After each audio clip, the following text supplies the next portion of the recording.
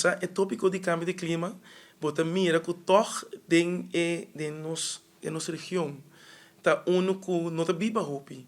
Eta único tá exigir mais conscientização.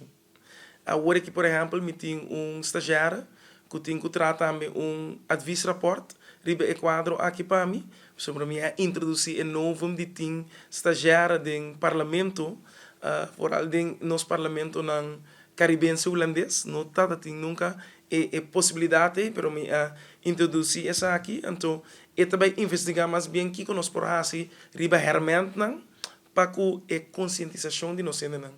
Ora nós estamos para cambio climático, nós temos hora de pensar, ai, esta leu foi nós. Pero global warming está afetando nós. Nós estamos mira com riba graus Celsius, quanto nos países estão virando muito mais caliente. Não somente essa aqui, para motivo que ora bom mira o impacto de global warming e sea rise level também está subindo. Porque é amplo que o desenvolvimento de tópico de cambio de clima está virando um hobby mais importante, pero para nós aqui ainda, bota mira que não mire leu foi nós está considerando nós mesmos fora de hurricane belt, pero pouco a pouco o orcano está vindo muito mais cerca. A investigação e rapport de Greenpeace, que se o desenvolvimento do mundo sigue maneira tá, quanto por cento de boneiro lo queda. Então, entre solamente 20% de isla, mas tudo sobrando vai bom de água.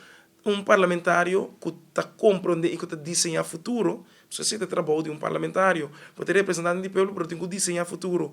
Trabalhar manejo que está por ordem executar de proteção da comunidade. Se para educar, para não sair, essa que é a direção que o mundo está indo.